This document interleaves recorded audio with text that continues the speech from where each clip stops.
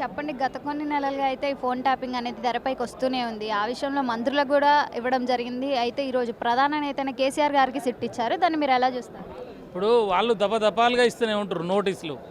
First Harish Rao గారికి ఇచ్చారు, కేటీఆర్ గారికి ఇచ్చారు, సంతోష్ గారికి ఇచ్చారు, కేసీఆర్ గారికి ఇచ్చారు.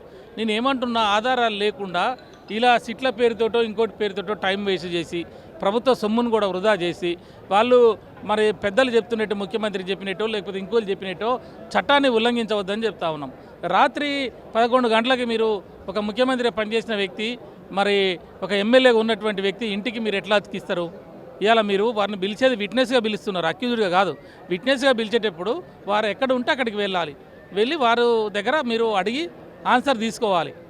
మీరు ఆ రకంగా కాకుండా అవసరం కూడా ట్రావెల్ ఏర్పాటు చేయాలి, వారికి ఖర్చులు కూడా ఇవ్వాల్సి ఉంటుంది, భోజనం కూడా ఏర్పాటు చేయాల్సి ఉంటుంది. అంటే ఇన్వెస్టిగేషన్కి సపోర్ట్ చేస్తున్న విట్నెస్ని అన్ని రకాలుగా మర్యాదతో చూడాల్సినటువంటి అవసరం ఉన్నది. కానీ ఏం చెప్తున్నారు, ఇవాళ మీరు ఎలక్షన్ అఫిడవిట్లో నందినగర్ అడ్రస్ ఉంది కాబట్టి అక్కడ అతికించిపోయినాము అని అంటాడు. కేసీఆర్ గారు ఉండేది అక్కడనే కదా, 15 సంవత్సరాల నుంచి అందరికీ తెలుసు కదా.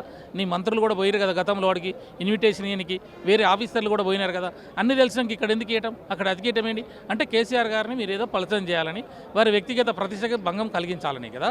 కాబట్టి మేము ఏమంటున్నాం, ఈ చిల్లర ప్రయత్నాలు మానుకోండి, ఈ డైవర్ట్ పాలిటిక్స్ మానుకోమండి అని చెప్పేసి మేము అడుగుతా ఉన్నాం. అయితే బీఆర్ఎస్ పార్టీలో కేసీఆర్ గారే ప్రధాన నాయకుడు. అలాంటిది ఆయనకు కూడా ఈ విషయంలో నోటీసులు ఇవ్వడం జరిగింది. మరి ఈ విషయాన్ని ఇప్పటికైనా ఆపుతారా, లేకపోతే ఇలాగే కొనసాగిస్తూ ఉంటారా?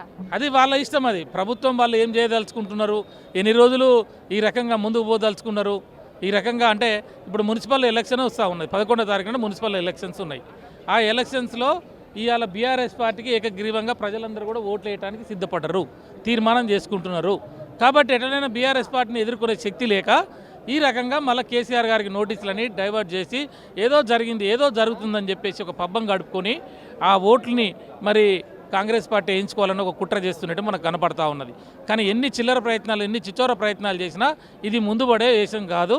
ఇది దీన్ని అవసరం అనుకుంటే మేము హైకోర్టులో, సుప్రీంకోర్టులో కూడా దీన్ని ఛాలెంజ్ చేయడానికి మేము సిద్ధంగా ఉన్నాం.